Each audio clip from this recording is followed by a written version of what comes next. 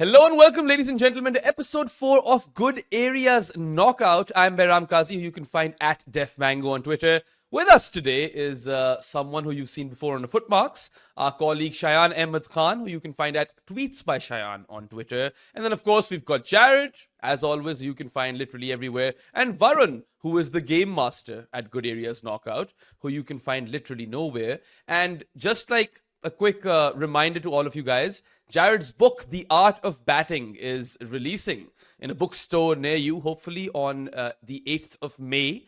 And in the spirit of The Art of Batting, this episode of Good Areas Knockout will be kind of centered around the GOAT Test batter. So we will be eliminating 63 of the best test batters ever to come up with a GOAT. Varun, Jarrod, all of you guys, Shayan, how do you feel about this?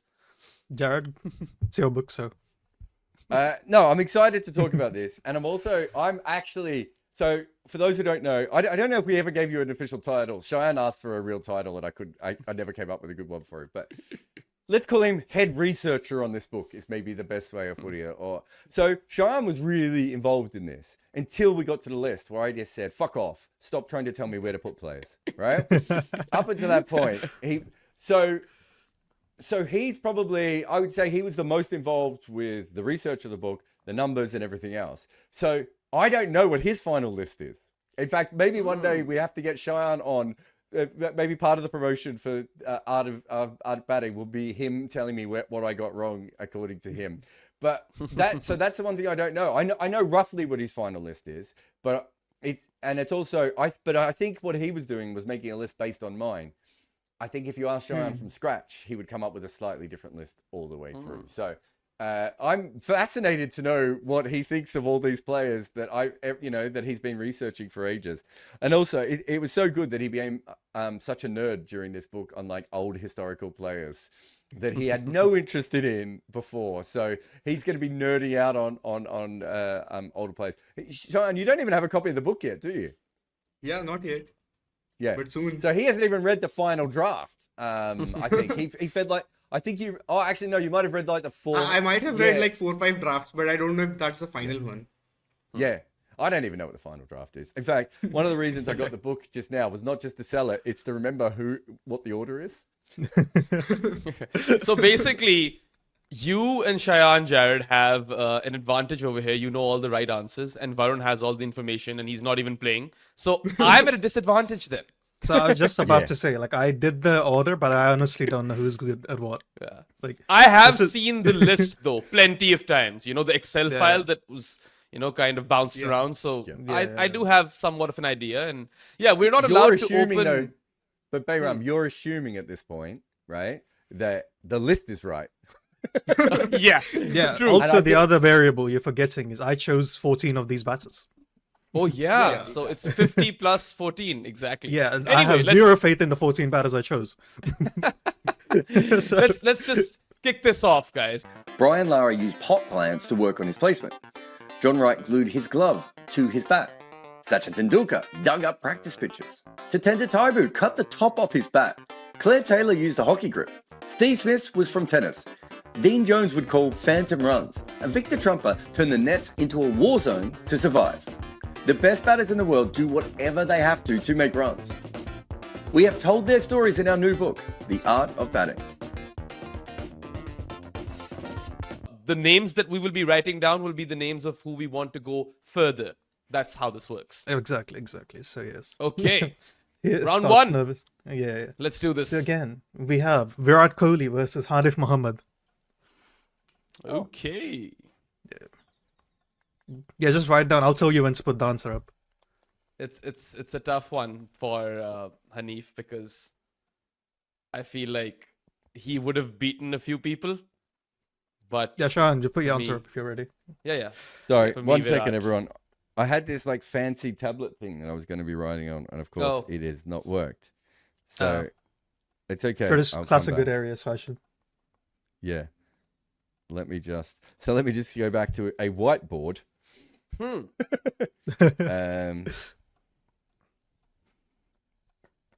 We should be putting it over here, centered, right? I can't see it, Jarrod. Can't You see can't actually anything, see Jarrod. it on the whiteboard. Yeah. No. Wait a minute. Do you have your phone with you? No, well, I could do it on paper, but we're trying to save the environment here. Yeah, that's what I said. Do you have your phone with you? Oh, there we go. Yeah, that's much. Just Virat need a Kohli bigger goes through. Yep, Hanif So, Mohammed but has been just wanna say, eliminated. yeah, the good areas fans think we hate Virat, so like a few good words on him just to save our faces. I mean, when we were making the book, I reckon I was contacted 50 times by people going, your book will be terrible if Virat Kohli is in the book. And I remember even Shayan being like, should we just put him lower? And I was like, no, look at his peak. Who peaks like that? Like, if he just played the 7 years with a little bit of being a good young player and the one freak year in 2014 or 2013, whenever it was, when he was good as well, that's like way better than other great players' careers. And Hanif Mohammed was a really, really good player, but we did go through his record quite carefully. And well, I think you can tell here, neither me nor Shayan really rated him in the upper echelon, but he has played two of the greatest innings of all time as well, which I think also does play a part in that, right? Yeah, the original Little Varun- Master, I believe. Yeah, he is the original Little Master. But Varun, I think you did a good job including him in your 14, I suppose. Yeah, actually, true. He still has the longest innings of all time, doesn't he? Yeah. Yeah. Yes. Pretty sure. Did he make 334, didn't he? Something like that, yep. About like what, And what, 75 days? Yeah. And wasn't he run out going for the 500th run? Yes. Oh, is that and- Hanif as that well? and- Oh no, that was in first class cricket, right? Yeah. Yeah. Yeah, Yeah, that was but first I'm class, saying, but- like, Yep. those are two. Yeah, I mean, 499, right? Yeah. So Lara breaks his 499 and record. 334. Yeah. Yeah. Yep. Now, remarkable player, Anyway. but not as good as Virat Kohli. Also, yeah, unfortunate to draw Virat so early, right? Anyway, let's move on. I believe these two are both left-handed batters, I say nervously. David Gower and Neil Harvey. Oh, yeah. I've just spent enough time with Jarrod to know what the right answer is over here. I actually don't know much about this guy, but I've gone for Neil Harvey. Neil Harvey goes through. All I know amount about of David times Gower he is he was gets a- elegant. That's all I know about him. Lazy elegance. The amount of times he gets a mention on good areas is insane. It's him, Keith Miller, Victor Trumper. Those guys just get mentioned a lot. So you guys won't know this. Also, we have to remember to put the things in front of our faces because that's the bit that's going to be on the podcast. I think I just did mine on the side as well. I was actually with David Gower last night, by the way, which is the weirdest thing to say. I mean, other than nodding at each other, we didn't really have a chat. But Neil Harvey, when I started the blog, was famous in Australian cricket for basically moaning about how the Australian team wasn't as good as his team, right? And so as a joke, I kind of casually put on the blog, cricket blogs were better in my day, Neil Harvey, right? And that became such a big thing that like so many people, like I didn't realize I thought me and my friends knew about this, but apparently everyone was like obsessed with the fact that Neil Harvey became, and the team he's moaning about is like literally the best or second best team in the history of the game. Right, and he's literally moaning about like Brett Lee and Shane Warne and Adam Gilchrist going, yeah, well, they're no Sam Loxton, right? and someone found Was he him like in the the ground. OG nostalgia merchant? Yeah, he was. But think of it would be like Gavaskar going, yeah, Virat's good and Sachin are good, but I was this much better than everyone else. Like not just like it just doesn't make any sense. And he would do it over and over again. But we had a T-shirt and it had the Cricket with Balls logo on it, and then it had Cricket Blogs Are Better in My Day, Neil Harvey, and someone went up to him and he signed the T-shirt. But he did say that he thought a blog was a kind of boot. But yeah, like Neil Harvey was magnificent. But just on David Gower, I'd be interesting to know how Shayan feels about this. We really had David Gower much higher than I think most people would. When we went through his record kind of piece by piece, he was really close to the top 50. I didn't quite squeeze him in the end, but I didn't expect him to be anywhere near the list. And because his raw average isn't that high, right? But like I think on match factor and the advanced stats, when we look at it in more depth, he's a pretty good batter, and he was in with a clear shout for top 50. He didn't make the list, but like he was close. Yeah, So and that's what I also would say. I think one of the things we found was just how good he was against the West Indies in the West Indies. Exactly, yeah. Yeah, he had a ridiculous record. He's known to be an elegant batter, but I remember, Jarrod, we were doing this Crick Picks once of best batters to average below 50, and I think he made the list, right? Yeah. Yeah, Oh, so he's you the one who picked was him. batting at the wrong position most of his career. Like, it's either like he should be batting lower or not higher, one of the two. Yeah, English cricket was a mess when David Gower played, right? Yeah. Like if he played in a more sensible time, I think he would have been a much better player. Yeah, they were dog shit Because in they the would 80s, keep right? changing the batting positions for like the batters, right? Like we kept seeing this pattern where a batter would bat at 4 or 5 or 6, and like that would keep shuffling around. Like it wasn't not so defined, like the tyranny of the batting order. That thing wasn't there. And again, not sensible shuffling either. It's not like they were using matchups. It was just vibes. Sensible shuffling or not, he's gone. David Gower has been eliminated. Let's move on. Yeah, you actually mentioned the next matchup, actually. Victor Trumper versus Clyde Walcott. Oh. Damn. I don't even which know. I what should the say, correct- though, like the actual inventor of attacking cricket did not make the list because he does not deserve to be compared to these simpletons. Ben Duckett is much better than everyone else here. Are we in agreement there? Ben Duckett inspired Victor Trumper. Exactly. Yeah. Okay, are we ready? Let's see what Shayan's got. I'm very interested in Shayan on this one, actually. Yeah, although it won't make a difference. It is redundant because Jarrod and I have sent the same person through. Trump. Okay. Trump. All right. I always knew Shayan was a Trump man. Yeah. Now we know his political leanings. I think, and Shayan, again, I think is interesting on this. I think our list is going to have, it was Walcott or Weeks we were doing now? Yes, wasn't it? Walcott. Yeah, no. Yeah. I was like, there's too many W's. I think our list is going to have Walcott a lot lower than people traditionally would have with this kind of list. Exactly. And I don't think me and Shayan would ever say he's not a great batter, but his record is a bit more paper thin when you start to go through it, and you realize it doesn't pop as much as you think it would. Whereas with Trumper, like, what would Trumper's average be in modern cricket, Shayan, if you did for inflations? It's probably high 40s, maybe. And Yeah, it has to be in the mid 40s at least, I think. 45, 44-ish. Maybe But with the even high 46, strike rate, right? 47. That's the I difference. think it wasn't it like 46, 47 without his opening anyway, right? Or was it in Yeah, the 40s? exactly. Yeah. And it took 80 years for cricket to have another player to bat as quickly as he did, right? Like, and so I think Walcott was fantastic. But I just think that, and also Walcott had to keep at times in his career as well. But yeah, I just think Trumper was the more dynamic player. Well, we all know so much about him because of you. But anyway, let's move on, Jarrod. Sorry, Varun. Yeah, again, you guys keep mentioning the next matchups, right? So Sunil Gavaskar versus Ranjitsinhji. Ooh. Okay, so thus far there has been no split. It's been unanimous all the way through. I don't expect there to be a split on this one either. I feel like this will be unanimous. Yeah, go on. Yep. Sunny G goes through. Sunny Alright, G other is than through. the fact that the Ranji Trophy is named after him, I don't know much about him. So Jarrod, please, if you can. He's the player in the book that has the fewest amount of test matches. And one of the reasons that we allowed for him to come in was partly because his first class record, I think he averages high 50s in, over 50 in first class cricket as well. So it wasn't like he just played a couple of test matches and did very well. But the other thing was he wasn't picked for every test, Varun, because in those days you picked the individual selectors of each place picked the tests.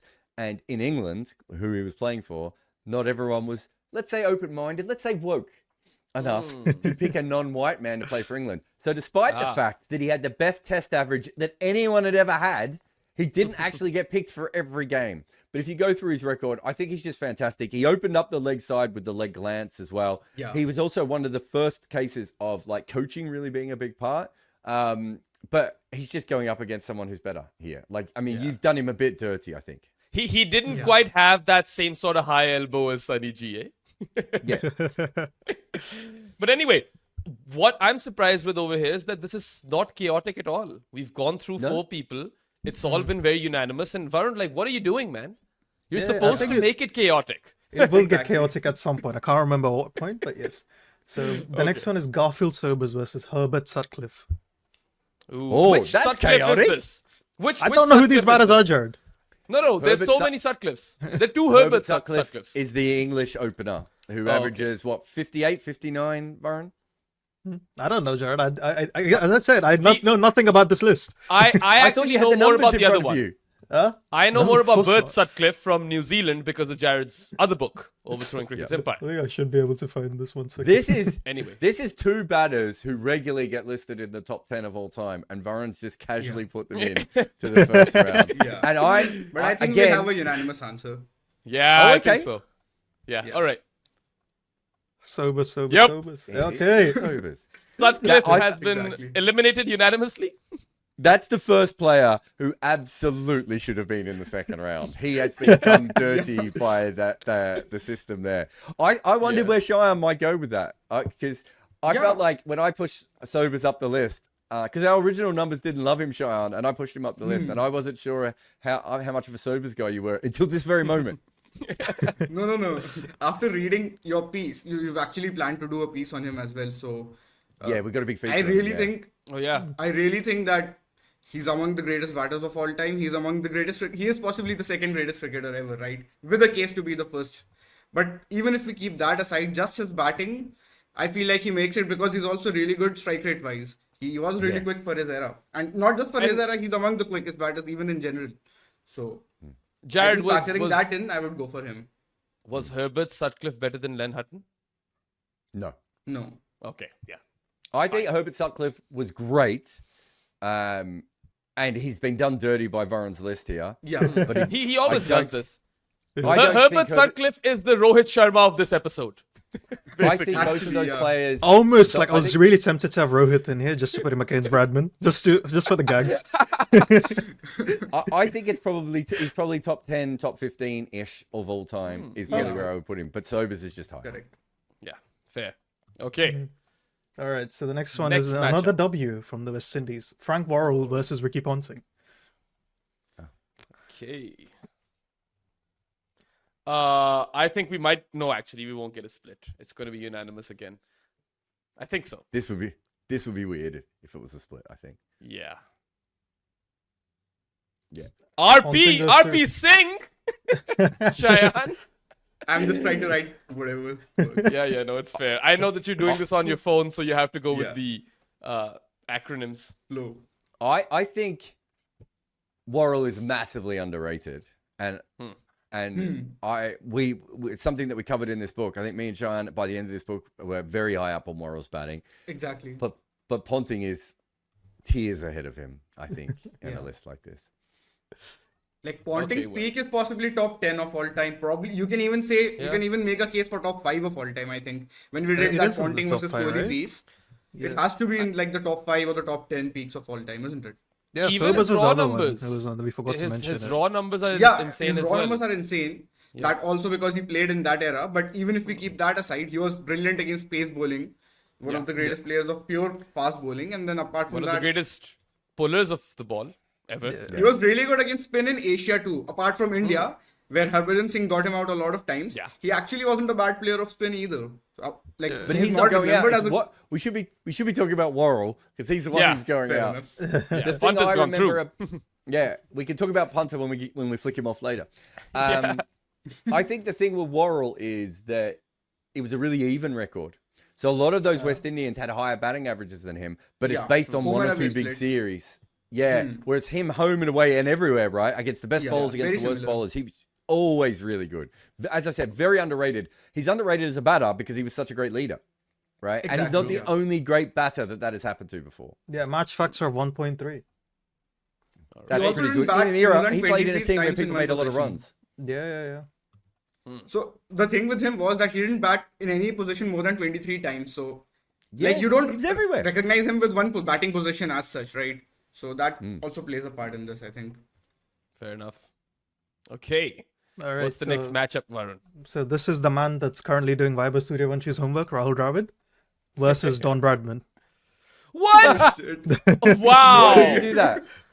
This is so unfair. What beef do you have with Dravid, dude? One of the nicest guys. Such like Unfortunate. a strong cricketing brain, and you've literally knocked him out in the first round. See, you guys know what? misunderstand knockouts. I'm the agent of chaos here. That's my job. Yes. So it's very important that you understand what you've done here. One day, when Rahul wants to find a podcast partner, someone's going to send him this link, right? And he's Yes. going to be like, I thought Jarrod was my friend. I think, no. To be fair, I'm pretty sure old Dravid would be the first person to say that Bradman was better than him. When I told Worrell, I said, I really want to talk to you for this book. I said, I've got you in the top 50 of all time, you know, and he's like, really? Sometimes when I talk to him, I don't think he realizes he's Worrell Dravid. Look, I think obviously a great player. There are holes within his record in some ways, but he had that late renaissance as well, and his ability to make runs in many different places. And he had a brilliant peak as well. And he has a brilliant peak, but he's probably better on either side of his peak compared to someone like Ponting, who was almost just a peak player. Absolutely. Yeah, No, one I of the remember- best He might be players one of of the spin best we've ever players. seen, right? Yeah. I but remember even that those- aside, Yeah, in yeah. England and New Zealand, he might be the best Indian batter combined in England and New Zealand, I would think. There He are had two like a tours really high that average in come both to of mind, those right? places. Two tours that come to mind. One is that late career tour to England, in 2011, which yeah. That India is when I saw lost, him but first. Dravid Yeah. was insane. And then also back in the early 2000s or mid 2000s when India would come to 2002. Pakistan, Dravid was the guy, right? Like you'd get Sachin out, you'd get Lakshman out and Saurav, but Dravid would torment Pakistan. So I rate him very highly, but unfortunately Varun has just kind of drawn him with the dawn. So he's done. Bad luck. Rahul Dravid is history in this podcast. Next- The if wall we is ever do no this more. again- if we ever do this again, Varun, tell me beforehand who you're going to draw with the Don, and it'll be someone I don't like. I probably should have put this guy against the Don, then Jeff Boycott versus Vijay Hazare. Of course you should have. Okay. Jarrod is confused, which tells me that we might get our first split. Because it's all been unanimous. It might still be unanimous. It depends on Shayan now. Nope. Oh. It is still unanimous. Again, I don't know Jeffrey much about Boycott- Vijay Hazare, but I'm like, if India named Yeah. a trophy after him, it's probably good. Exactly. No, but Jeffrey Boycott goes through. Vijay Hazare is out. And yeah. No, I thought he was a fantastic player. How many tests did he play? Does anyone remember? It's not a lot, is It's it? like 14 or 15, I think. Yeah, and his record actually holds up really nicely. And I remember, Oh, sorry, way this more is how than that, deep. sorry. 52 innings. He's played around Oh, 30 yeah. tests, I think. Yeah. Yeah, Vijay so Merchant we has have- played around 14 and 15 games. No, that's what I was confused, yeah. Yeah. I was confused the Vijays. Yeah, the two VJs. So neither of them made the book. VJ Hazare, I thought had the record to be able to do it, but when I went through, I just wasn't 100% sold. All the way through on his record, partly because he averages 36 away from home and he averaged 70 at home. And I excluded a lot of Australians for the same stats, right? Yeah. For that same split. And so I thought it was a bit unfair. I think he did do some stuff. He actually made runs in England, right? And so He had that one innings in Australia as well, didn't he? yeah, I think he makes 1948. 200s in Australia, right? Yeah, in Adelaide, 1948. Yeah. But he went to the West Indies and averaged 19. Yeah, I think that is what pulls his record down a bit. Yeah, And was he it also Yeah. averaged West above West Indies 70 in sides, first right? class cricket. Yeah, Really? I think he's very unlucky to miss out, and I think he's a fantastic player. Boycott is underrated because of who he is as a human, Yes. right? You know, talking himself up and saying the same thing on commentary all the time. The blackface, domestic assault, all those different things. Asking for a knighthood and all that sort of stuff. I should say he didn't actually go in blackface, but he said that if he'd gone in blackface, he would have got a knighthood sooner. Like just dickish things like that. I think bring him down purely as a batter. It's really hard to find an issue with him. And when we went through, like some of the things with Boycott are like how well he plays pace, a high end pace, and whether he ducked it. Yeah. There's no evidence of that. That's just Tony Gregg not liking Boycott, which is very fair to not like Boycott. I think if you were going on pure talent, I don't think there's much between these two batters though. Yeah. I think they purely on talent. I think they would be very close. Agreed. Interesting. Absolutely.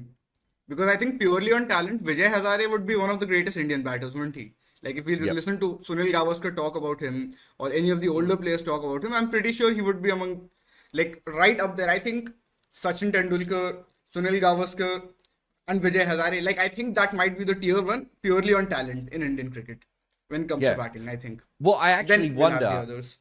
Yeah, I actually wonder where if he'd played 50 tests, I think we Correct. just would have known a little bit more about him. Exactly. But the West Indies thing is so brutal that I'm like, it just made me doubt him a little bit more than I should have. But definitely one of the greatest batters of all time. I think, Shayan, how many great batters would you say there are? About 70? 75? Yeah, around that much, definitely. Around 75, yeah. That's where we came at. And so he's definitely strongly in that list. Yeah.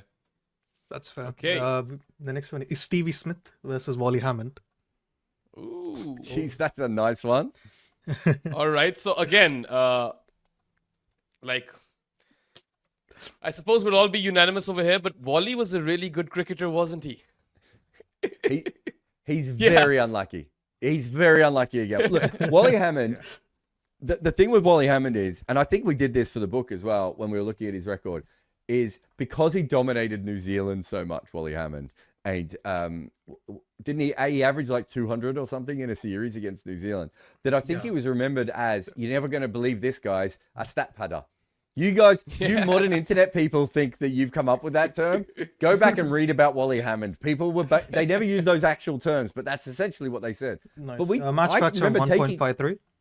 Yeah, I remember taking Hammond's record against New Zealand out, and it's like, he's still one of the greatest batters of all time without that series against New Zealand. Now, the team he played against New Zealand... Yeah. And also, he was a hard-hitting player at a time where there weren't a lot of hard-hitting players. Like, he probably played a lot more like Clive Lloyd or Matt Hayden or those kinds of players in a period where we didn't have them. The other thing that is used against him, which is he didn't like the fast short ball. And I think that's actually fair with him, but he's still one of the greatest batters of all time. And he's been done a little bit dirty in this first round. This is, I can't tell if Varun is just pretending not to know anything or if he's just doing this. I know of Wally Hammond, but I don't really know how good he was. So I'll pose an interesting question to Jarrod. Wally Hammond in the 4th innings or Smudger in the 4th innings? I would have assumed Wally Hammond in the 4th innings, but I don't know. Yeah. Now you're asking me to remember his stats completely off the top of my head. I'm going to look it up now. Now that you've said that, in the 4th innings, geez, he averaged 46 in the 4th innings. Holy shit! He's pretty good. He's a pretty good player. Versus New Zealand, just to tell you, this is one of the things, as I said, that is held against him. He played 9 matches and he averaged 112 with 400s. He made 400s in 9 matches with a top score of 336. And in that series in New Zealand, I was wrong. I think I said his average was 200. In that series, his average was 300. 3 test series. Wow. Yeah. Match factor of 9.65 that series, by the way. Yeah. Just, he really did. He really was a consistent scorer over a long period of time. A very, very good player. Also, if I remember correctly, Behram, and I know that you'll like this, pretty sure he had syphilis. Oh, did he? Yeah, I did not know about that. Why would Behram like this? I don't know why I would like it, but I do remember this, loves Jarrod. stories about cricketers getting their dick out, and that's what happened. He got his dick out a bit too much, Hammond. Yeah. I just wouldn't it be more putting dick in? Hey. That's also fair. But the book that I gifted Eek had Hammond in it, so I didn't know about him as a young kid. Also, you wrote Smudge. I wrote Smudger. Shayan wrote SPD. The fuck is SPD? SPD Smith. Yeah, Stephen Peter Devereux Smith. Okay. His initials. Got it. Whenever I read SPD, I think of Power Rangers every single time. Exactly. The theme song just plays. But now it's associated with Steve Smith. No, I still associate it with Power Rangers. That's why I always read SPD Smith. It's one of my favorites. We haven't talked about this much, but the combination of like the old scorecards having all the initials of all the fancy players in them, right? And AB de Villiers basically being initials, right? Has actually completely ruined cricket because all you ever get now is initials of like every second player. And it takes about 20 minutes to work out like who someone is talking about when they send you a message these days. I remember the first time I saw SPD and I was like, who the fuck is this person talking about? Okay, well now I'll know. Anyway. All right. So let's move the on. next one is a bit of an easier matchup, I'd say. Mahela Jayawardene versus Usman Khawaja. Oh, so you have these two going up against each other, and Herbert Sutcliffe and Wally Hammond and all those guys are already out. Rahul Dravid is out. Yeah, obviously, man. I think we're about to have our first split. Oh, We do not have our first split. Oh, Mahela goes through. Yeah, Mahela is a unanimous pick. Yeah, Because Uzi was someone I just added because I couldn't think of anyone else. I'll be honestly, completely honest. I thought Jarrod might go Uzi because he hates Mahela's away record. Yeah. I do.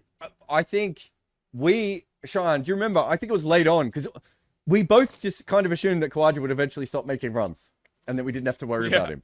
And he just kept making runs. And I remember Shayan sending him a message going, do we have to actually like worry about him making the top 50? Because we started with like Manas and Baba, right? And by the time we got into the first research stage, they were both gone.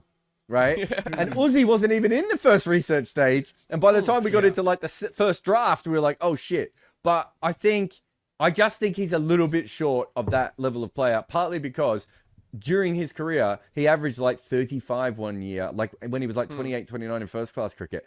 I don't think you can compare that to the greatest players of all time. Mahela it didn't matter what Mahela's form was, he had to play Test cricket for Sri Lanka, right? And I just think that you have to honor that a little bit, especially with those players from the weaker countries who like maybe played a little bit earlier than they should have, maybe played a little bit later than they should have. Usman Khawaja's numbers are going to look better than other players, partly because in most of his 20s, when he wasn't batting well, he didn't have to be in the side. Yeah. True. That's very common with a lot of Aussie batters, right? That's a They only very play when they're valid good. point, actually. Because Mahela, even if he's out of form, he's still playing for Sri Lanka. Exactly. Doesn't he have a isn't. choice, does he? Yeah. Yeah. He has like 9,000 runs just in Asia. So that's like Yep. more than the full career of so many players. He was You my guys number have to one know- pick in Crick Picks, where we did batters who averaged below 50, and Estelle and Jarrod completely like obliterated me on the show for picking Mahela as my number one pick. So what Shayan has just done, so you guys don't know this because and I'm talking to the listeners as much as anything here. People don't know that like me and Shayan sends me 83 messages a day, right? And like, you know, Shayan does a lot of the writing on the site, and we've only just started to get him on the podcast, but he'll be doing more on the podcast. I reckon I have seen him or heard him talk about Mahela's 9,000 runs in Asia more than I have heard my daughter say, I love you. Wow. Sounds like something Shayan would do. Yeah, he loves that stat. It's his favorite I don't stat. know He might how have Shayan a fans tattoo stand of it. because I think he speaks about 10,000 words to me on WhatsApp daily. So Yeah, he is basically, most of his writing is WhatsApp. He just occasionally writes an article. yeah, I think wasn't it you who once said that like we write more than like 3,000 words just on WhatsApp messages daily when you were like you want us to write a 3,000 word essay or something. Yeah. So He's when also we bring always in- up. Shayan never sleeps. Yeah, Yeah. it's ridiculous. Or And I think I never sleep. And every time I message him, he's up. So it's weird. Anyway, All right, so next. let's go So on to the next battle. I don't know if this batter does belong here. I'll be completely honest. I just added him because I heard so much about him. Gundappa Viswanath versus Clive Lloyd.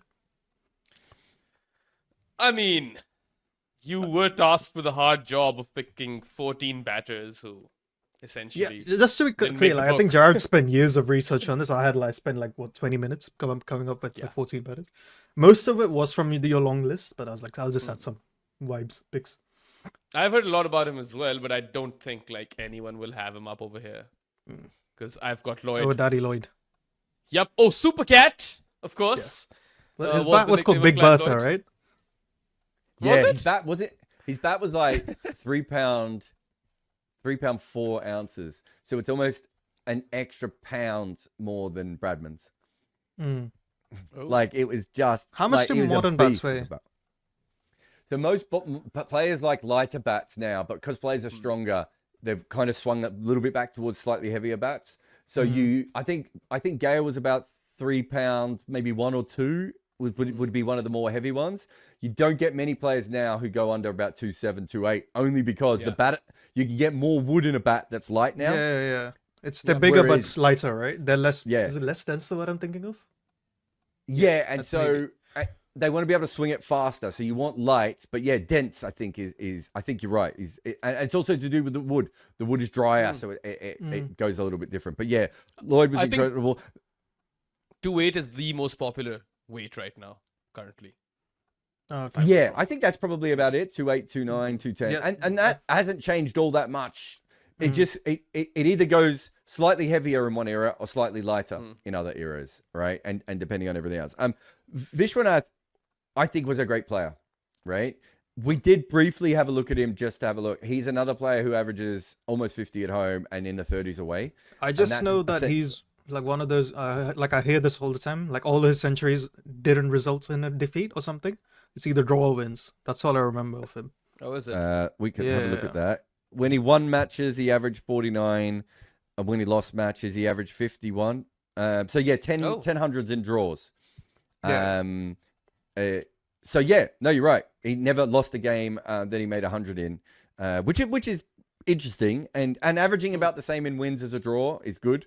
I think it's not like that. That's There's not a lot of huge those boost old from players. those. Yeah, like Yeah. result Yeah, but games are very good, right? Even in losses. We you'd got say rid of that's it. very- There's a couple of players that we didn't vote up because of their runs that they got in draws, especially. I reckon one of them is on this list. Definitely. Look, so I think he was great, but I'm just remembering my notes on him. And by that, I mean, I'm reading off my notes on him. He didn't make runs in New Zealand, Pakistan, and the West Indies. He was okay in England and okay in Australia, but it really is. So he, in some ways, his record holds up, but he didn't make runs. If you think about during his career, Pakistan was starting to become a good team. New Zealand weren't the great team at that stage. And against New Zealand, I'm assuming that's mostly Hadley. So those are three of the better bowling attacks he probably had to go up against, and he didn't quite handle them, right? So a fantastic player and definitely a great of the game, but he's not better than whoever it was we put through in this round. Super cat. Yeah, Clive Lloyd. That's right. That dude. Okay. Yeah, again, I think this matchup is probably going to be too early as well. Andy Flower versus Ken Barrington. Oh, dude. You just hate like small nations. Honestly, I feel like we are finally about to get our first split. It won't be unanimous with this one. Because You've these said guys that have done 9 times. Has these it guys been have unanimous done every a game now? hella research, you know. They'll know the right answer. And yeah, it is a split. I went for Andy Flower. Hey. Ken Barrington goes through? Yes. All right. It's okay, a shame so that let's- Andy Flower has to go out this season. I'm just going to give you a spoiler. You're going to hate the next matchup as well. So we went through it. I think he plays one test against Australia, doesn't he? And maybe Yeah. a couple against England. He was incredible against India. I talked to a lot of people about him, and they were like, Jarrod, you have no idea how good this guy was. Like, I'm talking about players who went up against him. Jimmy Adams just went on and on about Andy Flower. And like, he did it in a way where he's just trying not to slag off every other Zimbabwean batter, but he was, right? And here's my fun fact. I was actually talking, people were asking me about the book last night, and I was with, some cricket writers. And I said, I think he's one of the ones that definitely deserves to be very high up. And it's because Shayan might remember this. I think his median entry point was 62 for 3. Yeah. So he basically went in every time under a collapse. And my funnest thing about that was it wasn't even a quick collapse. That team took about 30 overs to get to 62 Exactly. for 3. Yeah. Right? Like they just couldn't, no one, Campbell, his brother, all those guys could not hit the ball off the square. And then Andy would come in and average over 50. Like, what are we even talking about here? It's ridiculous what he managed to do in Test cricket. But Barrington's better. Well, I mean, Andy Flower Plus, was he kept big wickets sweeper. as well. Yeah, he Yeah, did keep big wickets. sweeper, big reverse sweeper. In fact, the other day there was Yeah. an image shared on Cricinfo or something in which he was sweeping with one hand, and I was like, "What the hell is going on in this picture?" You know. And yeah, I mean, for a wicket-keeper batter to average over 50 and play for Zimbabwe and have a median entry point of 62 for 3, that's why I voted for him. But you guys have knocked him out. Barrington goes through. Andy Flower also averaged 50 for Essex. wow. And didn't he averaged like over 50 for Essex in the last 3 years of his career as well. Like we actually were robbed of probably 2 years of his prime, Sean, but from the Black Correct. Arm protest. So he could have been Correct, even better. Having said that, if he played for Zimbabwe in that time, I'm not sure how many test matches he would have played anyway, because they were kind of on their way out for many Yeah. reasons. But Yeah, that does but, remind no, me. I did completely forget to include the other left-handed wicketkeeper. Oh, good. Wow. Do you know what? I can tell you why that's annoying, because I think, look, did you see Shayan sit back in his chair then? That's actually all the blood going out of him, because that's the player I reckon he's most upset that didn't make the top 50 list. Yeah.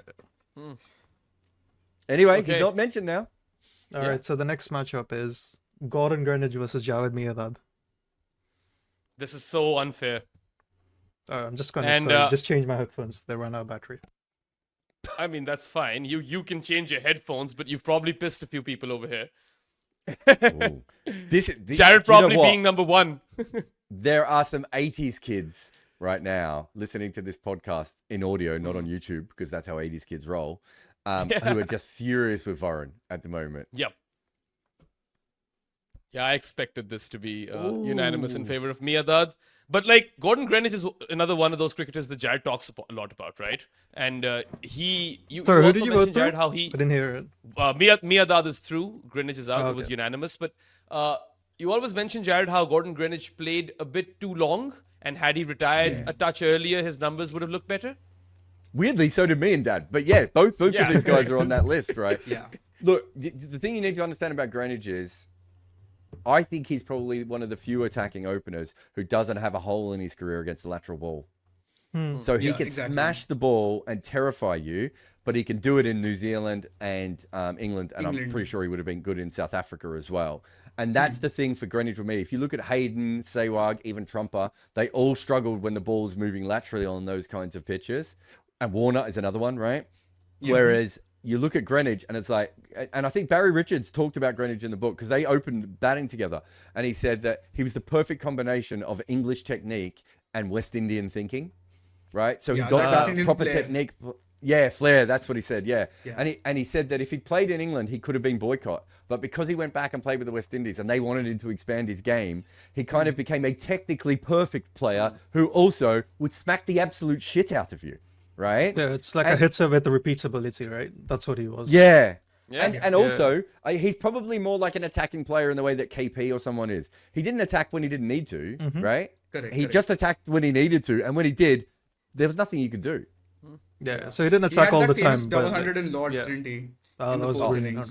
That was brilliant. Yeah. Shayan, did you go back and watch that? Yeah, I've watched that. It's ridiculous. Greenidge It is really is always, a ridiculous innings. Greenidge is always remembered as the aggressor, whereas Haynes is kind of the anchor batter, right? In that partnership. But anyway, he's gone now. Miandad is through, and we should move on to the next matchup. Yeah. So the first great cricketer, W.G. Grace, goes up against Bob Simpson. Okay, well, this should be quick.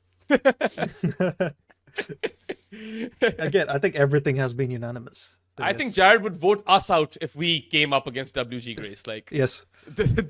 such is the obsession with the man. Yeah. Shayan might remember this, but when we did the original list, it was based purely on ratios. So we took the top 80 players in the world that we found on our metrics, and then we ranked them against each other. And then we came up with an overall number to see where they all ended up. Simpson was really high. Oh. Right? And we then went forensic on Simpson because there's something about Simpson that didn't make sense, and I couldn't work it out. I think, Shayan, by the end, I didn't have him in the top 50. Did you think he deserved to be in the top 50? I think you could make that case for him and Bill Lawry because they also had that thing of running between the wickets, and then Bob Simpson later on became a coach as well. But I'm not sure how much that influences his batting. Purely as a batter, I think he just misses out. So, I mean, one of the problems we had with Simpson is if you talk about people from that period, they talk up Lawry more than Simpson. Correct. Simpson has the better numbers. So it's a bit of a weird one of kind of how you process it. I think Bob Simpson was fantastic, but of course, do you know why he? One of the things that is so remarkable about Bob Simpson, Behram, what is it? That he basically doesn't play Test cricket for 10 years, and then comes back. Was he impacted by the war? No, he retired because he wasn't making any money as a cricketer. Right? And then he comes back hilariously because all the Packer cricketers leave the Australian team. Yeah. That was at the Indian series, which is 3-2 or 2-2, one of those things. Yeah. It's a fantastic series. Even if and so he makes terrible runs, Aussie team, and then but yeah. Yeah, and then he decides to go to the West Indies afterwards. What a mistake. Playing India at home, absolutely fine. Going to the West Indies when you're a 40-year-old man who's played one series in the last 10 years and you're going up against the West Indies, not ideal. Yeah, I just wanted to say his match factor was 1.2. For Grace, it's 1.37. Yeah. Okay, so we made the right call. Yeah, he's a weird one because if you look at it, he averages 47 as a player overall as an opener, right? Sorry, he averages 47 overall, but as an opener, it's over 50. So he's actually got a very similar record to someone like Herschel Gibbs, I would say. Whereas maybe if he'd opened his whole career, Justin Langer, you could throw the three of them. Maybe they were openers who played in the wrong position for too long. And Simpson was Even a leg Khawaja, spinner. I'd say. Yeah, Khawaja's But Khawaja another one, also- right? Yeah. So That's and who true. knows? Rohit you could throw in there as Yeah. well. But or Before the maybe latest it's just that. Yeah, it might just be that they played as an opener when they're at their best, and so it makes their numbers look a little bit better. But Simpson, But either I know way- we're not. A lot of people have Simpson very high, by the way, in their all-time lists. But like coming up against WG Grace was always going to be a tough one for him, right? Yeah. And On this, that's why on WG this show, is through. Yeah, Yeah. you're right. You both would have been fired. All right. Okay. So the next one is Younis Khan versus Mike Hussey. Ooh, this is tough. This is a proper head scratcher. It isn't. It isn't, yeah. That's what I Really? It's pretty Is clear, isn't it? Hussey's record not like super good in Test cricket? I'll give you a spoiler. Hussey's not in the book, so Oh, I would have He's in imagined it. his average to be over. he's in the 50. book, but he's not on the list.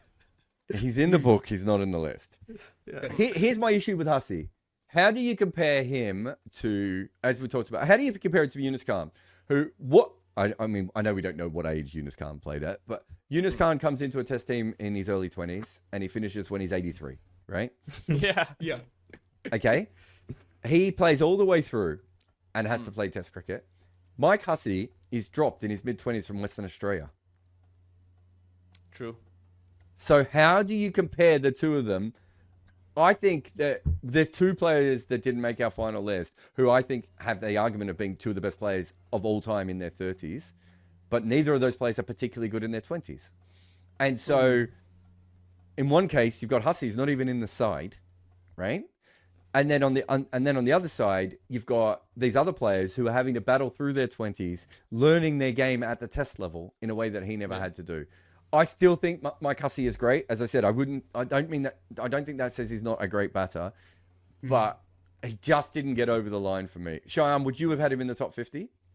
No, not in the top 50, simply because he had that thing which even Matthew Hayden did, right? Like they didn't play their entire, they debuted, but actually Hussey debuted a little later. But let's say when they started their professional career, if they had to play for like say 15 years, from the age of 20 to the age of 35, for instance, that is way different from starting your career in your peak, like at the age of 27, 28. Like, for instance, you can take Surya Kumar Yadav in T20 cricket. Like, he became a regular in the Indian team at the age of what, 31, 32? Yeah. He was 30, Sometime right? around that. That is just different. When you're coming in at your best, it's different. And how do you compare that to Virat, who had to play T20 cricket when he was 20, 21, right? Like, yeah, and when T20 cricket wasn't involved. Yeah, see, Virat fans, we do like Virat. Yeah. So I think that's the thing with Hussey, and his is such an extreme case, Behram. Also, I actually think most people sleep on Younis Khan. I just think he's way better than people think he is. And He so, is the only Pakistan batter to get 10,000 test runs, and he has 100 in every venue, or not venue, but country that Every he country. played, which is also phenomenal. Yeah, Yeah, I that's think- my favorite Younis Khan. I also think this is where I think you guys should explain that that Jarrod and Shayan look at batters differently than I think casual fans do, because I think casual fans would have Hussey way higher than you guys do for the peak reasons, right? I would have imagined Hussey to have had an amazing peak in that short little while where he was really good. But then again, His now that I entire think career of it- was his peak, the Behram. That's the thing, Yeah, right? Exactly. That's it. But Yeah. but well, he has a Younis slump in the has middle like of it, though. Yeah. 20 or 17-year career, right? There's a lot of longevity over there. He also has a test triple done. So yeah, now that I I kind of think he think of has- it, it's not a head scratcher. I think he has 2 years, Hussey, where he averages about 35. Right? Yes. In the middle, I think. Yeah, if he averages 45 in that, I think it's very hard to say there's any flaw in his record, and even everything that me and Shayan have said. But what Varun just said is the best thing that you need to remember. Most fans just look at averages. If Mike Hussey had started playing at the same age as Younis Khan did and played all the way through, I think Mike Hussey would have averaged way less than Younis Khan, right? True. That doesn't mean he wasn't specifically better in Test cricket, but we're looking at all the factors. And Correct. if you're like, oh, Mike Hussey should be higher, and you're nitpicking, we are. We're nitpicking because all these players are great. We haven't named a player yet who isn't great. Right? They're just all great. Even the ones who are fringes are great players. Yes. Even Usman Khawaja. I think this Yeah, might I be a think head he- scratcher, right? Of course. Yeah. Yeah, the next one is going to be a head scratcher. It's a friend of Okay. Jarrod's, actually, Martin Crowe, versus the former Australian skipper, Steve Waugh. Okay. Now, am I allowed to look at the list? No. I suppose you're not allowed to look at anything. Man, I don't even think I have the right answer for this, but I've got some. Behram, don't put your answer up yet. Okay. Yeah. We're going to do the whole 3-2-1 thing. So, right, no, not yet, Jarrod. That bloody hell. Put it up. Yep. Oh, Steve Damn. Waugh, sir. Everyone's gone for Alright. Steve Waugh. Yeah, I mean, Martin Crowe again. Is it could tell you would mostly rather because... yeah. Plus, like, he played his home cricket in New Zealand on difficult wickets. Maybe that's why the average doesn't look as good. Also, but then again, like Waugh on what also we've- has... yeah. Steve Waugh also has longevity. Also, what we were just discussing before, starts very young when he was not very good because he plays for New Zealand. True. The thing is that so did Steve Waugh. Yeah, fair. So that actually makes this one He tricky does. because Steve Waugh was picked because of his bowling, and he was nowhere near a test level batter for a little while, which you might be able to say about someone like Bob Simpson as well, who we were mentioning before. The thing is, and Shayan, I said to Shayan, how do we get Martin Crowe higher? And we did everything we could, not just because he was a friend of mine, but also because I do think he's a really important player in the history of cricket. But the truth is that his knee injury and his body falling apart at the end of his career, he was such a good player. If he didn't lose his fitness and his athleticism, I actually think he would have averaged 45 for the last 4 or 5 years of his career and would have been remembered as an all-time great, right? And he's just below that level because he doesn't get the bump into his late 30s in the way that Exactly, that Steve yeah. Waugh did, right? And Yeah. I think that's the difference. If you were picking a player tomorrow to watch or to impact a game, you would pick Martin Crowe 10 times out of 10.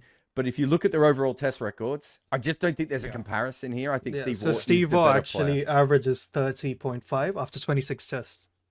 Yeah. Yeah. Yeah, he makes 177 not out, and his average goes up by 5, by the way, funnily enough. Also, So- like, on Martin Crowe, whenever Wasim Akram is asked who was the Exactly. toughest batter he bowled to, he Yes. always mentions Martin Crowe's name because he figured out how to counter reverse swing. Again, it's So one of those I'll things take where that it's the stupidest thing when he's like, if we're like a non-cricket fan to hear that. Yeah. Yeah. Exactly. And so Alex Tudor plays against Martin Crowe when Martin Crowe's like in his 40s, right? And Alex Tudor's like a young fast bowler for England. And Alex Tudor still talks about playing against Martin Crowe in a friendly. Of like, he just could not believe that someone that age could be that good. And that, that he wasn't like, it wasn't like he was bowling to Viv Richards, right? Or Sachin Tendulkar or whatever. He talks about Martin Crowe like that. And I think that if you talk to bowlers, a lot of them have that story. He's just a next level player, but he didn't quite have the longevity of some of the other players. I think he has a period for about 5 or 6 years where he averages 60 in Test cricket. And if his body hadn't started to crumble, I reckon, as I said, he could have gone on to average quite a bit for the next 4 or 5 years. But he never gets that period. And because of that, unfortunately, as I said, we're nitpicking greatness. It's very unfair. And Steve Waugh, we will be nitpicking Steve Waugh in the next round. Do you know what I mean? That's how this works. True. Yeah. Anyway, So we who's have the next matchup? Victim. victim, yes. Yeah, so or bad. it's Inzamam ul Haq versus Jack Hobbs. Oh, wow. I mean, talk about doing Inzi dirty, Varun. Yeah. Indeed. Yeah, he'll have to go over here. Hobbs goes through. I mean, he does go through, but I'm waiting to see what Shayan is doing. It's taking a long time to write this down. It's not a... Oh, wow. I was like- So- That took way too long either- for you to write 2 letters, man. I was thinking, he's either going to write Inzi or Hobbs. Like, why is this Yeah. taking him so long? Dude, it's Exactly. hard to write on And my he was phone. writing That's the thing. JH, which is not even as long as Hobbs, but anyway. Dude, the thing is, yeah, I I was mean, writing look, Hobbs, but it's so difficult to write on my phone. I just had to switch it back to JH. So that's Jack I think I Hobbs should won stick to initials for you, for now. yeah, I think I'll do he that. averaged, Jack Hobbs averaged, 50 plus as an opener, and Inzi, I mean, he is one of the most important players Pakistan have ever had, but he's not the best test batter Pakistan have had, right?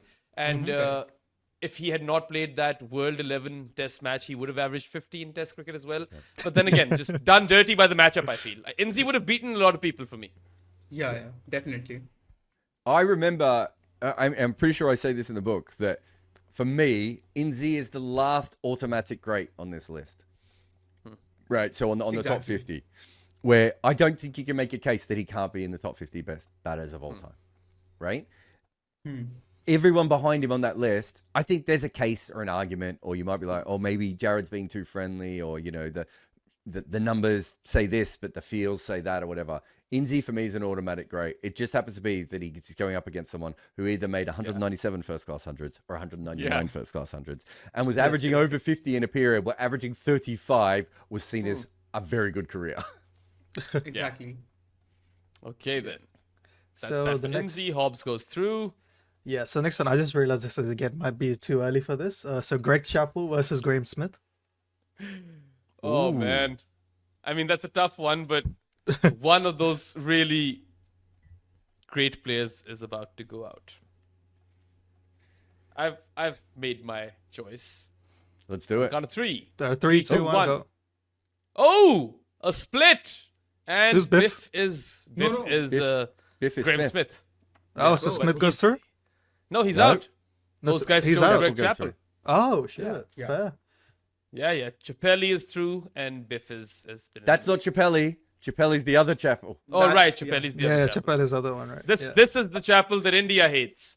Okay, well, this is what I was going to say. This is the narrative round that Varun has picked, right? Because you've got Greg Chappell, who is undoubtedly a great batter, and also missed out on about 10 Test matches when he played World Series cricket, where he also averaged over 60 in World Series cricket, I think, or around 60 anyway. And then you've got Smith, who is remembered as a captain, not as a batter, despite the fact he was fantastic. Smith never conquered his home pitches. If Smith had averaged like 45, 46, 47 at home, he would have a much higher record. But he averaged, is it 42 at home? 41 at home, I think. Yeah, 41, 42. Yeah. For a guy Right, who that's- averages 48 overall. Yeah. So what was he doing on the road? That is a ridiculous Exactly. number. Yeah, for a didn't road South player. Africa have like a bunch of batters at one point who were all better away from home? Yeah. Yeah, well, Like, probably. they didn't lose a series for like 8 years, didn't they? Yeah, because Yeah. you couldn't I get don't any know of the Smith, batters most of out it. away from home. Yeah. Yeah. Look, I'm a big fan of Smith, and I was when he played. I think there's some holes in his career, but being an opener who managed to make so many runs away from home in the way that he did, I think is pretty spectacular. Yeah. I think he was a fantastic I cricketer. think he's an but automatic great for me. Yeah, exactly. I Yeah, agree with is that. Greg Also, he Chappell was the like one really who... good. Sorry. He was super young, Graham Smith, when he came onto the scene and he smashed England, right? Exactly. Like, Yes. Yeah. so there's that as well. Yeah, I think Nasser Hussain drops him in one of those tests, and he gets a double 100. Yeah. 277, right? Yeah. Yeah. Anyway, Yeah. you guys have So, knocked him out. Yeah. So the next one is Alan Border versus Virender Sehwag. Oh, so two very contrasting styles Yeah. of players. I know who I'd Different rather watch positions, more. different countries, Yeah. different playing styles. Different Twitter accounts. I'll tell you like why I've I think the chosen one guy common that thing I've is both of chosen. them are quite open with what they say. Yeah. Yes, I'll give him that. I'll give both of them. Yeah. That's true. Yeah. Oh, right. so Viru's Baby gone. goes Oh, through. it's unanimous. Everyone has gone for Oh, I was Border. not And expecting that this early. I'll be honest. why I went for Border is because Jarrod always mentions how he was really damn good versus that West Indies team, Yeah. Exactly. right? And he's like, there's a gritty player who will, wear a few balls on the shoulder or on his body, whereas Sehwag is just like he will flay you. But then Sehwag does struggle versus the moving ball, right? Lateral Yeah. movement is kind of his kryptonite, so made sense to go for Border. Yeah. Does Border average over 50 away and at home, Shayan? Yeah. He does. I mean, you know what I mean? There aren't many players in the history of the game that managed to do that. And he did it in a low-scoring era, right? Like, the 80s Yeah. was not a high-scoring era. And Also, he also not a did it. very good Australian team, right? No, for most of it, they were rubbish. No. I mean, he comes into the team when they're World Series cricket. He turns them into the other team, right? And a lot of it, he's him and Boone, a little bit of Dean Jones, are like the only world-class players that they have. Like, we think about Australia, if you go back in the 80s, there was so little batting talent. And, guys like Greg Ritchie would play lots of test matches. Greg Matthews played as a bowler because he could bat. Right, like Greg Matthews, I think averages like 40 with the bat in Test cricket, and almost averages 50 with the ball.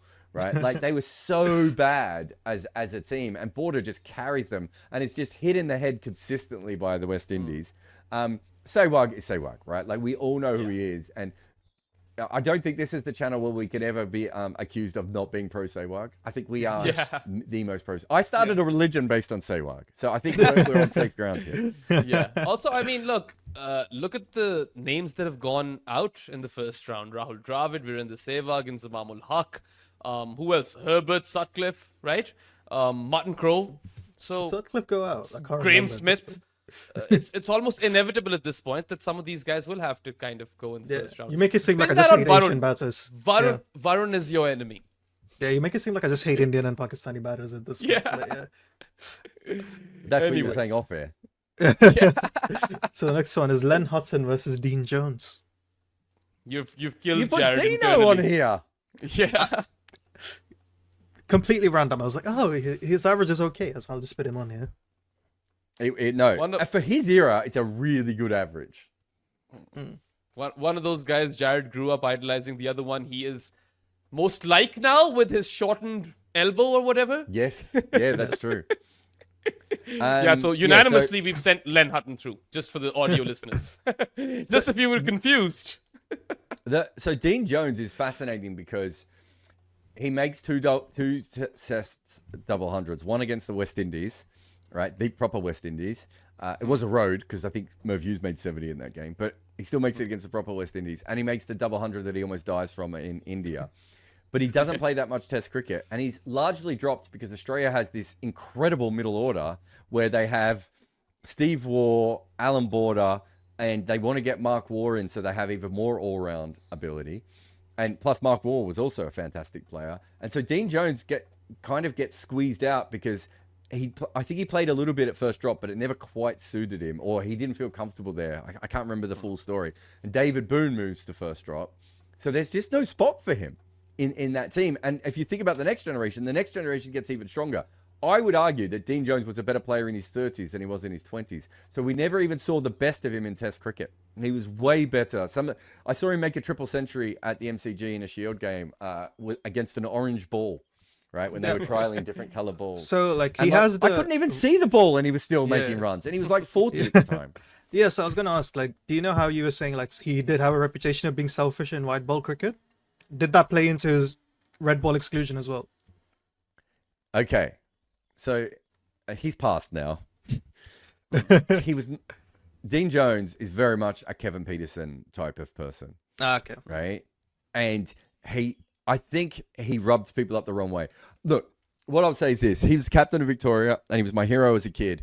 And as I learnt more about him as a leader, I didn't like him that much. Yeah, and like, it was because of his personality and the way he treated people. I got on really well with him personally, but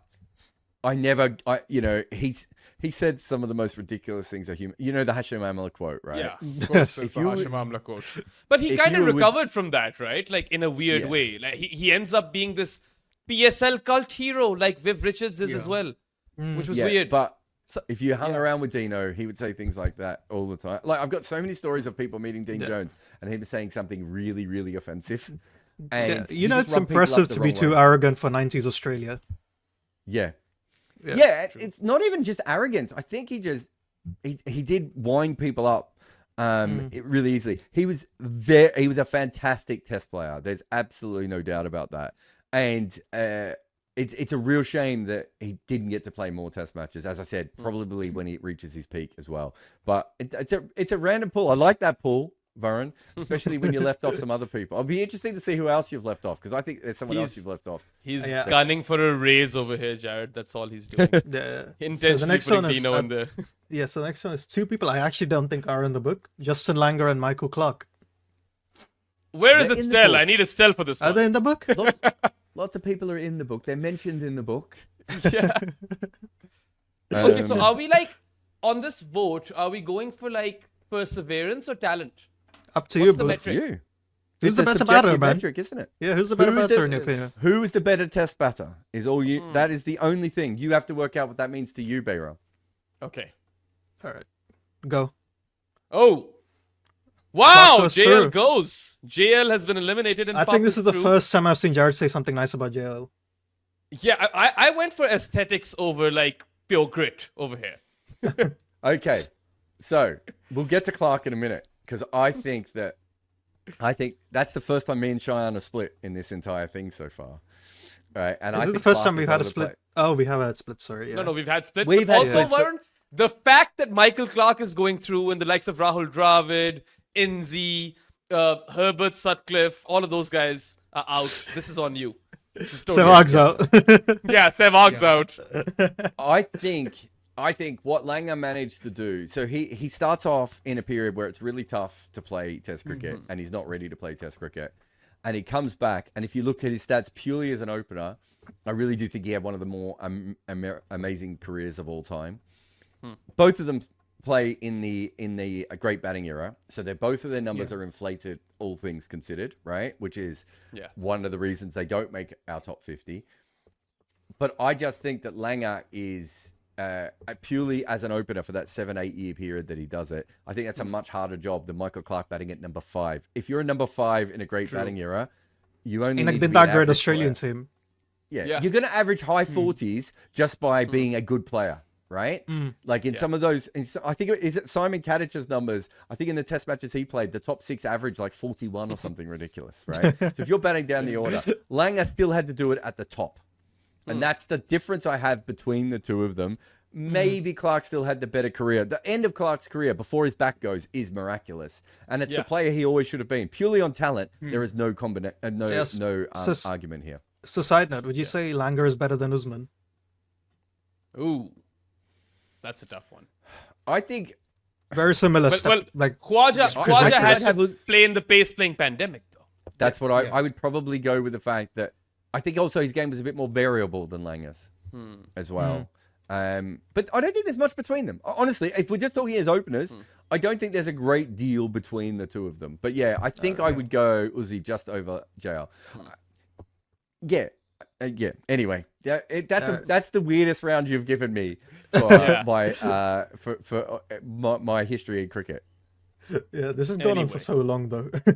Honestly, we haven't got past aren't the first even into round yet. Yeah, we're not even in the round of 16, and it's an hour and 6 minutes into this podcast. It's going to be longer than the audiobook. yeah. So the next one is Kevin Peterson versus George Headley. Okay, this should be pretty straightforward. I think I can guess what Shayan's gonna write. I think we're all going to write the same thing. Have you read Overthrowing Cricket's Empire? Me? I don't read books. Oh, okay. Well, for those Oh, who haven't read the book, so it is unanimous. Shayan, I'm surprised. I thought you love Headley- KP. Headley I goes do. through, KP I goes love out. Sehwag And too, right? I'm a massive KP fan as well. You just need to read the West Indies chapter from that book, dude. Seriously. No, okay, fair. That's all it comes down to. I did a big interview the other day with Simon Hughes and Simon Mann. In fact, we did 2 podcasts on the book, and I think that I was surprised that there wasn't more pushback about KP. I think that's going to be one of the more controversial top 50 batters that we have picked. But me and Shayan both love him, and his ability to change a game, is almost unparalleled. Like he really is one of the. He's an S tier ability to change a cricket game, and we saw him do it so many times. I don't know how you, and I just don't know how you don't put that in. Don't give him a bonus, even though he probably doesn't average as much as Michael Clark. I just think he had in that similar era. I just think he had a much bigger impact. I mean, even the style of play, it was so like butchering, right? Like he would dominate. He would be on top of you, and you would really feel the heat when KP was out there. Can I tell you a great story? Australia 2013-2014, when he was almost finished, they put in a short mid wicket to him, right? And they put in 2 short mid wickets.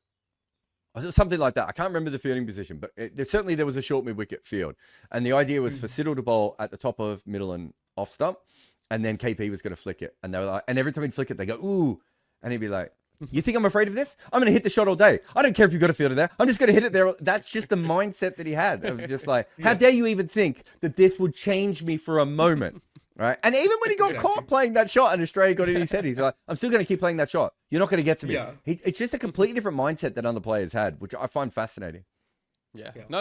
I think he has played like 2 or 3 of the best like 2 or 3 of the best knocks that we've seen in like the last 15 years or so. Like I'm not saying top 2, 3, but 2 or 3 of his knocks would be among the top 15 or top 20 knocks of the last few years. I would say The that Mumbai one, 1KD right? innings, then that 149 that he made in Lords versus South Africa against Peak Dale Steyn. Then after that, he also had this really good innings in Colombo, right?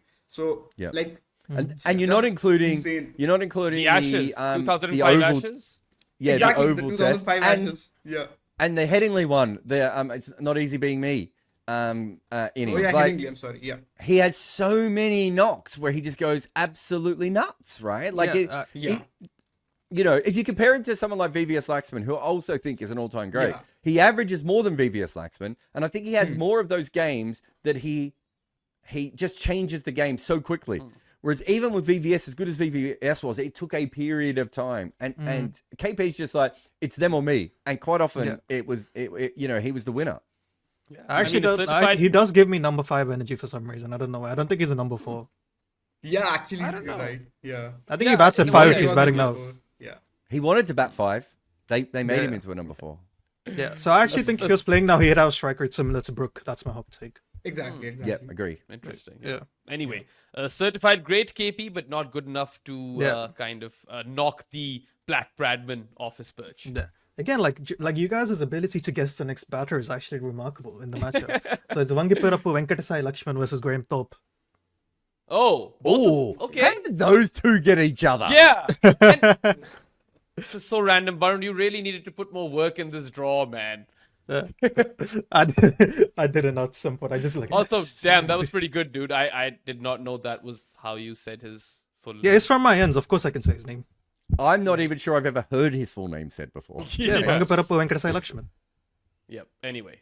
And we Telugu lo comment are cheyantara. all unanimous on VVS. VVS goes through. Very, very special. Knocks Thorpe out. Also, rest in peace, Graham Thorpe. Yeah, again, one of neither the of them better- are in the better book, just for batters. spoiler for everyone. Again, Yeah, but one of the Yeah. better batters of sorry, not on the for list. England in that woeful period during the 90s, right? Where they wouldn't win anything. He was Yeah, still we out there. like scoring for the runs. number 5 video we were doing, he just kept coming up.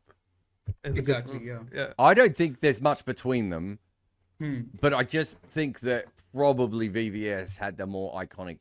I think Exactly. VVS could change an entire test match, whereas I think Thorpe would help you in a test match. Yeah. I think if you go through their record, there's not much between it. I assume Correct, they would have correct. averaged around the same as each other. And I've said this before: Graham Thorpe is massively underrated. And if anything, VVS is overrated, not for a bad reason, Yeah. because he's played some of those great innings, but he's overrated when you look at his overall record. But yeah, they're very lucky to get each other, considering what Yeah. Sutcliffe got sobers and Yeah. VVS gets Thorpe. Rahul Dravid got the dawn. Okay. All right, so the next one is Muhammad Yusuf versus Viv Richards. Again, see, you could have had Michael Clark go out early and one of these guys to survive a bit more. Now I'm you've not gonna also look at this. you've also ruined Moyo or his chances. Look, Anyway. Did Moyo just make it in the end, Jarrod? Because I remember Yes, for a while you he didn't have him. Just Yeah. made it in. Yeah, In for fact, a while Jarrod you was guys even were not have confused. him. Jarrod was quite confused between him and Said Anwar as well. It's just that Moyo played for Yeah. longer and had that year. If you take that year Exactly. out of Mohammad Yusuf's career, then he probably doesn't enter the conversation, does he? No. I think I'll be changing this list for the rest of my life, right? Yeah. Like, we'll be putting modern players in, but also I think, me and Shayan are still talking about the list, even though it's finished and it's in pretty print, right? Like, I can show it to you here; it's in front of me, right? I don't know if I'll always have him in my top 50. And I did struggle with him more than anything. And I was talking to Lawrence Booth, the editor of Wisdom, last night at a book launch. And, we were talking about him compared to other players that weren't in the list.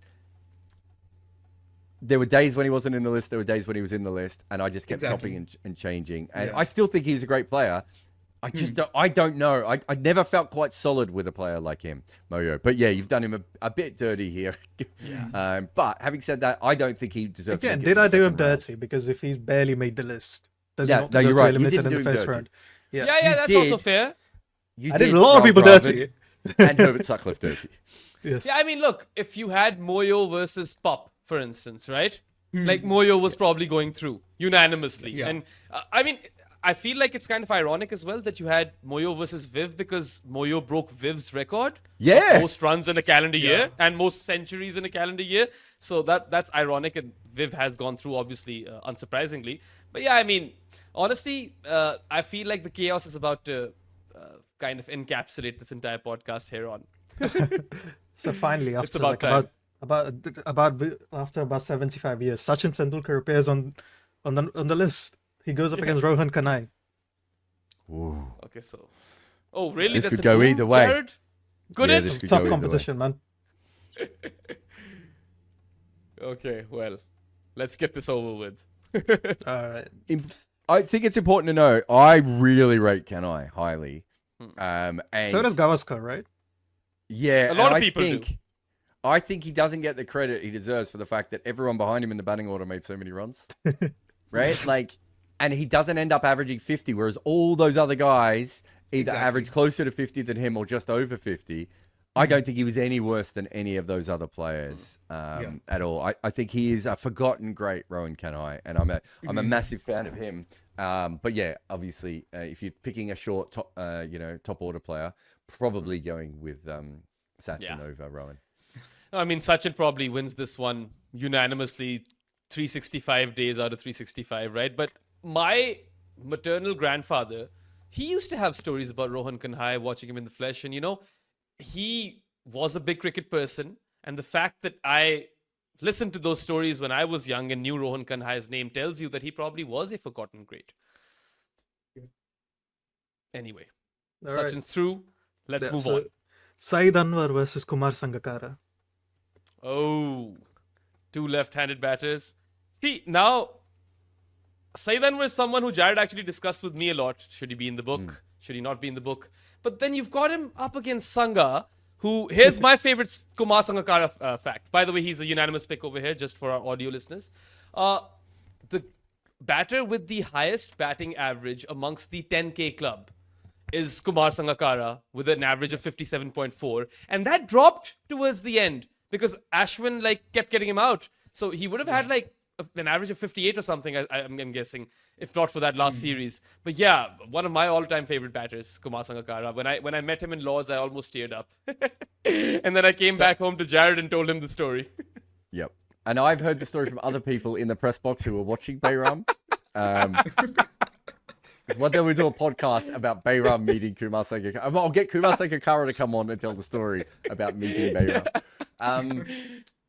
He just on Saeed Anwar, he wasn't picked for about 2 years when he should have been playing Test cricket, when I think he's dominating first-class cricket. And then his career finishes too early on the other end. I reckon Pakistan missed out on 6 years of Saeed Anwar. And I don't think people remember, because he only played for about, 8 years maybe at his best. I don't think people know how good this guy was, because there's no body of evidence. And I think he's a better player than Mohammad Yusuf, right? I honestly believe that. But I don't think he has a better test career than Mohammad Yusuf. Would you say it's Saeed Anwar is a unfortunate. better test batter than he's an ODI batter?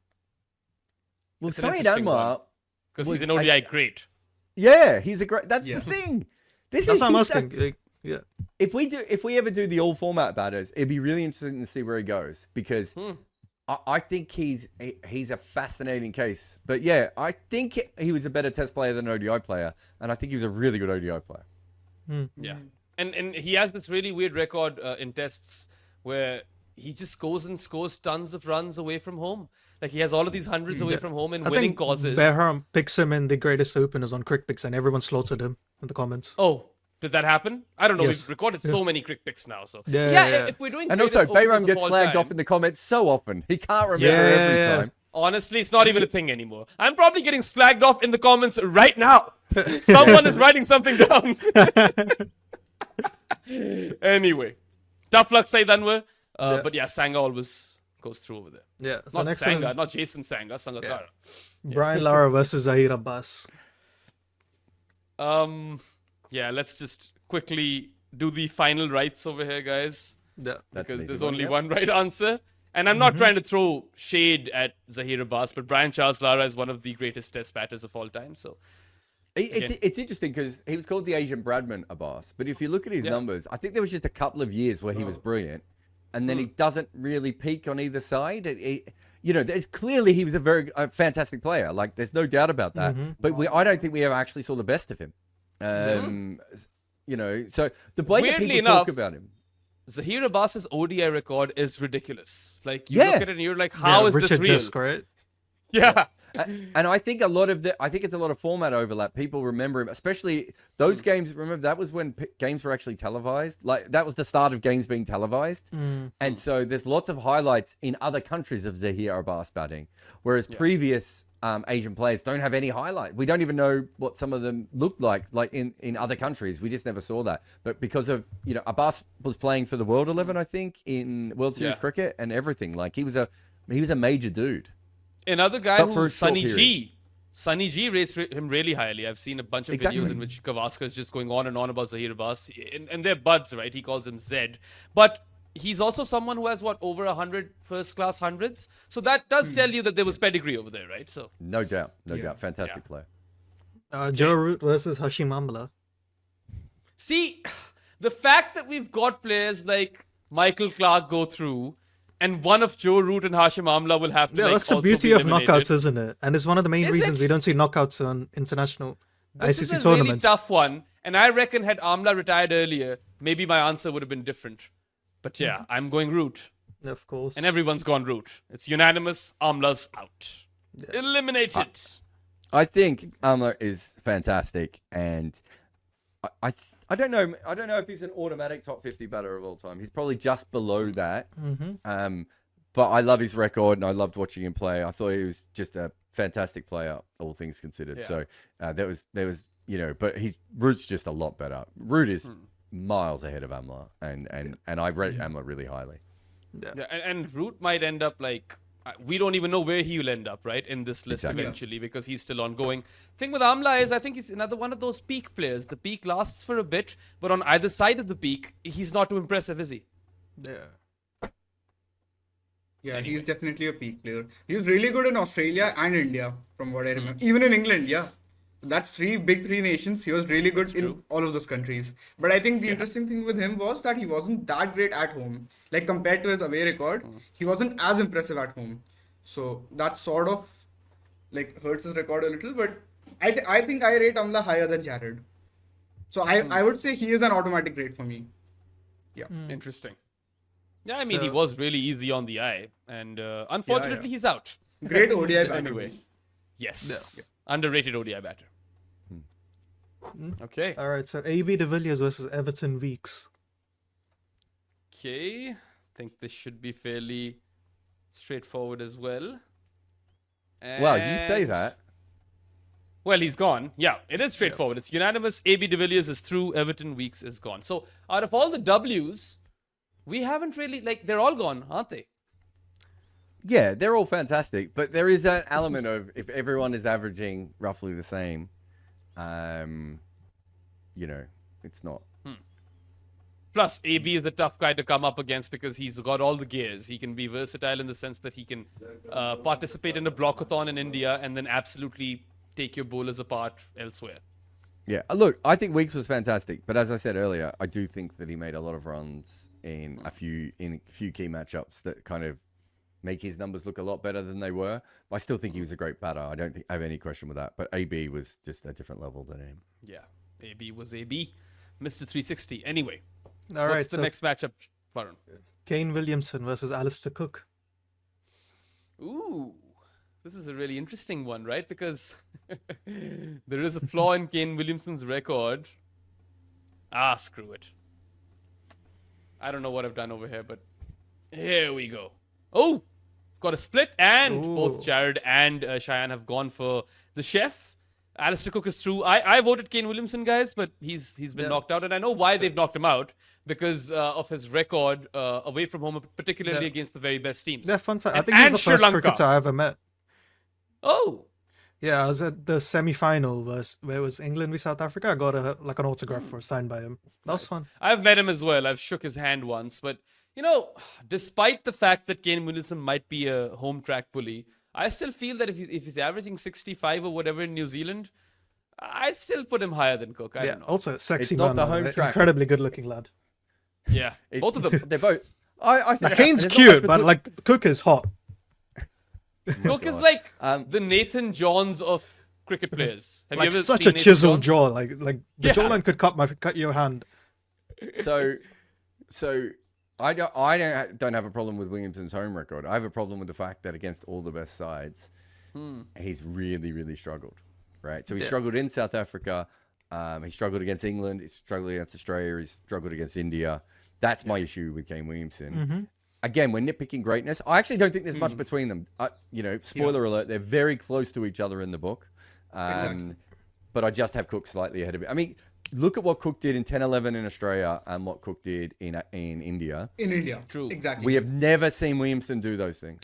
Yeah. Cook just Exactly. put a whole series on lockdown, right? In a way that I think you have to respect that. And that's the thing with Cook. When he got going, it was just like, that was it for the series, right? You just like, we might as well just attack the other end. Yeah. But I think Kane is a Fair bit enough. unlucky here because New Zealand don't play as many tests, right? Like in a series, Yeah, they there's don't also play as that. much. That is the only I thing. Like, agree. I And feel he's it's injured really, so really often, close even between when these they two.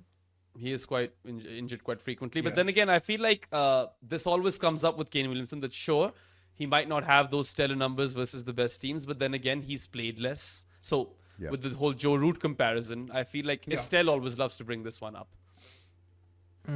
Anyway, he's gone now. Kane's out, So Cook's in. the next one is Graham Pollock versus Matthew Hayden.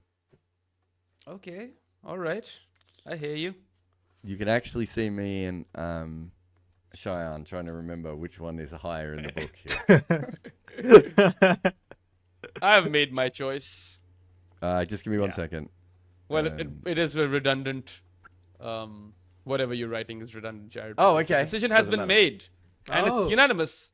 Matty Hayden is through, and Graham Pollock is out. I think, if I'm not mistaken, they're next to each other in the book, in the list. Oh, really? So I think they're right next to each other in, Yes. in a similar pattern. They are. I think you can make. Wait, let me just have a look. If I got the tiers here, I Heavy think you hitting can and the make new it. ball. Yeah. The problem with Pollock is he just didn't play enough Test cricket, right? Exactly. Yeah. I think Pollock might have been a more talented player if we go by what people Agreed. who have seen him play, what they say. I think he might be the better, more talented batter, but I think the better career has to be Hayden, and simply because he played that much more. And then he it's also that's- had, like, he was a quick scoring batter, right? So, Yeah. Yep. and he It's had that series in India which Yeah. really elevates Hayden's numbers, right? But then again, it is that series in India. You can't just not look at it. No, and also strike rate, right? True, Like, yeah.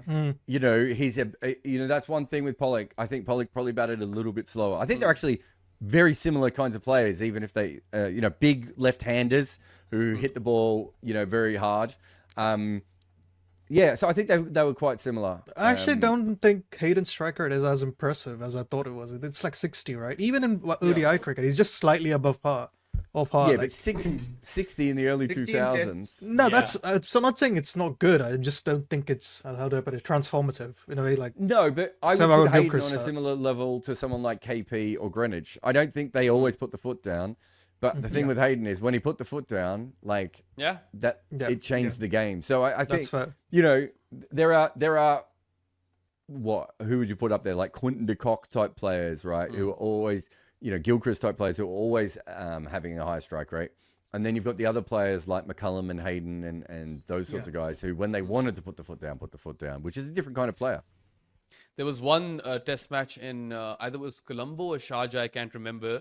Australia were playing Pakistan and Hayden outscored Pakistan. Pakistan, yeah. In 2 innings, Yeah, didn't he? yeah. Yep. Like 2 innings combined for Pakistan, they made like 59 and 53, didn't they, that match? Yes. Less like runs than McGarvin, Matty that's Hayden right. in 1 innings. Yeah. Yeah. Yeah. Anyway. So How are we the still last on the one- first round? Yeah, this is the last How? battle I was just about to say. So Chanderpaul versus Callis. Wow. So Oh. he has Shiv versus Callis and Pop is through. Tell you what, Michael Clark has his own podcast. Can I just say, if we end up getting slagged off on Michael Clark's podcast because of all your slander, Yeah. I will find it very funny. I voted for Clark. So I Finally, sent it the through. first round is done. Yeah. Anyway, people, audio listeners wouldn't know. We voted unanimously for Callis, and Shiv Yes, is out. Callis goes through. And unfortunate for Shiv too. I feel like it's just a really tough draw. Yeah. So I I think love the Shiv. One yeah. thing I found interesting with Shiv is that someone was saying, oh, Brian Lara got to play with Shivnarine Chandrapal, whereas, Sachin had no help in the 90s. If you go back and have a look, Shiv didn't actually average all that much when he batted with Lara. They had two of the greatest batters in the history of the game, but unfortunately, by the time Shiv worked out how to bat in Test cricket, Lara had retired. So they never overlapped with their greatness. It's really fascinating. But end of career Shiv, I don't know if I will ever see a player less likely to be dismissed if he doesn't want to be dismissed than Shivnarine Chandrapal by the end of his career. He was just like, even if I edge it, it would dribble along the ground off his bat. It wouldn't go anywhere. He's just remarkable at not wanting to get out. And so it's insane single-minded. how someone with that batting stance is undoubtedly amongst the greatest 50 batters in Test cricket of all time. And I think that's just remarkable. Yep. It's not textbook.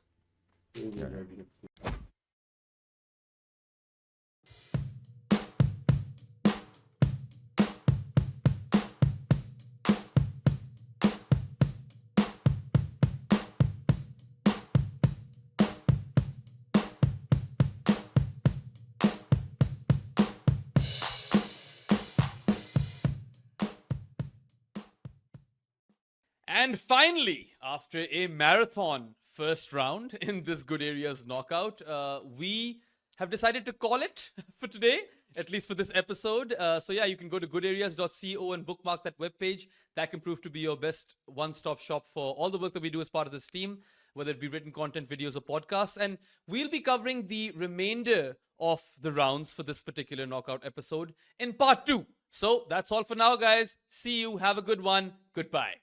Ross Taylor couldn't see at night or when the clouds were in. Eventually, he had to see an eye specialist who would fix his eyesight. In the 2 years before the change, he still averaged more than 50 in international cricket. The top level of batting talent can basically see in the dark. That is who we are talking about in our new book, The Art of Batting. Head over and order your copy today.